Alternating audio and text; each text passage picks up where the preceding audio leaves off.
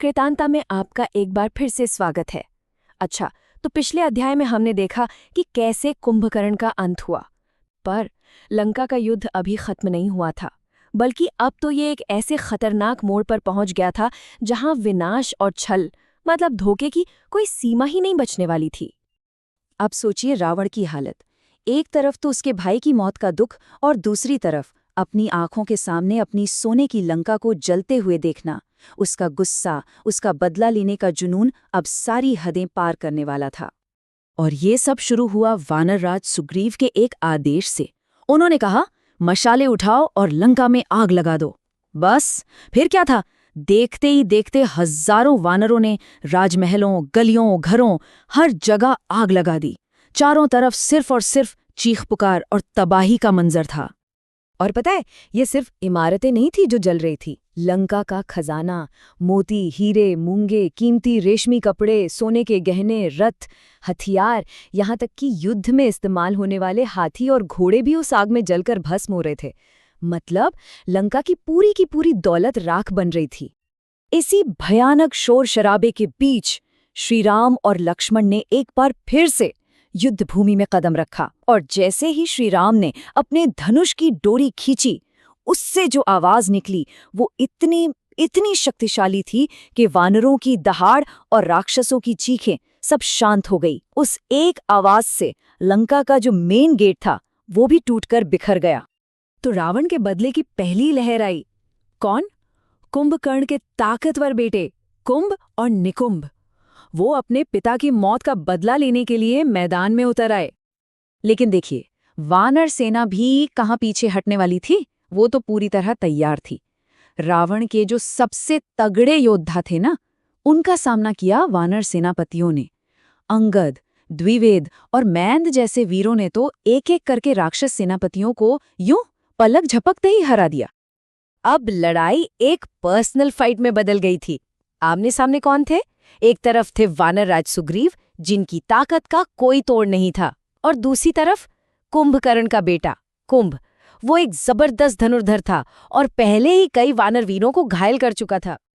और इन दोनों के बीच जो कुश्ती हुई वो तो बस देखने लायक थी।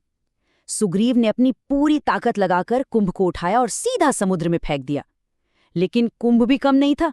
वो फौरन वापस आया और सुग्रीव की छाती पर एक ऐसा जोरदार मुक्का जड़ा कि वो लड़खड़ा गए। पर फिर सुग्रीव ने अपने सिर्फ एक ही वार से कुंभ की कहानी खत्म कर दी। अब अपने भाई को ऐसे मरते देख दूसरा बेटा निकुंभ गुस्से से जैसे पागल ही हो गया। उसने अपना भारी भरकम लोहे का परिघ उठाया और सीधा हनुमान की तरफ दौड़ा। लेकिन उसे शायद पता नहीं था कि उसका सामना किससे होने वाला था। पवन पुत्र हनुमान से, जिनकी छाती तो वज्र की तरह मजबूत थी।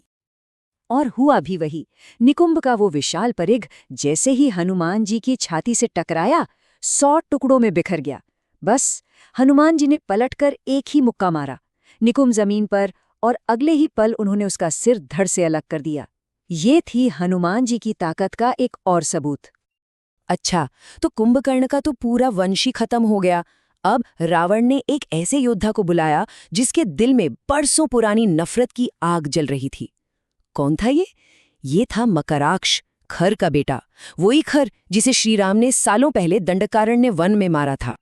मकराक्ष ने मैदान में आते ही सीधा श्रीराम को ललकारा। उसने कहा, आज मैं अपने तीखे तीरों से तुम्हारी जान लेकर अपने पिता की मौत का बदला लूंगा। तो अब ये लड़ाई सेनाओं की नहीं रही थी, ये एक बेटे के बदले की लड़ाई बन चुकी थी। मकराक्ष ने एक दिव्य त्रिशूल का इस्तेमाल किया जो उसे खुद भगवान शिव से मिला था। लेकिन श्री राम ने क्या किया? उन्होंने सिर्फ 4 बाण चलाए और उस अजेय हथियार को हवा में ही टुकड़े टुकड़े कर दिया। कमाल का प्रदर्शन था ये उनकी धनुर्विद्या का। और इस लड़ाई को खत्म करने के लिए श्री राम ने निकाला अपना आग्नेयास्त्र। ये एक ऐसा दिव्य अस्त्र है जो ऐसी आग पैदा करता है जिसे किसी भी तरह बुझाया नहीं जा सकता। और बस एक ही पल में मकराक्ष उस आग में जलकर राख हो गया। तो अब रावण के सारे बड़े बड़े योद्धा मारे जा चुके थे। अब उसने अपना आखिरी और सबसे खतरनाक हथियार मैदान में उतारा। कौन? उसका बेटा इंद्रजीत। वही इंद्रजीत जिसने एक बार स्वर्ग के राजा इंद्र तक को हरा दिया था। देखिए, इंद्रजीत सिर्फ एक वॉरियर नहीं था, वो एक मायावी था, मतलब जादू और भ्रम का मास्टर। वो कुछ ऐसे अनुष्ठान करता था जिनसे उसे गायब होने की शक्ति मिल जाती थी, और वो लड़ाई का रुख अपनी मर्जी से कहीं भी मोड़ सकता था। और आते ही इंद्रजीत ने लड़ाई का पूरा पासा ही पलट दिया। वो गायब हो गया और आसमान से श्री राम और लक्ष्मण पर तीरों की बारिश करने लगा। वो दोनों घायल हो रहे थे, पर उन्हें समझ ही नहीं आ रहा था कि ये हमला आखिर हो कहां से रहा है। फिर अचानक तीरों की बारिश रुक गई। इंद्रजीत युद्ध के मैदान से जैसे गायब हो गया।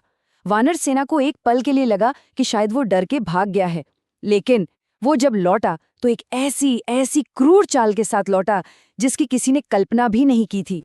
जब इंद्रजीत वापस आया ना, तो उसके रथ पर एक औरत थी जो मदद के लिए चिल्ला रही थी। हनुमान और बाकी वानर सेना ने जब उसे देखा तो उनके तो होश ही उड़ गए।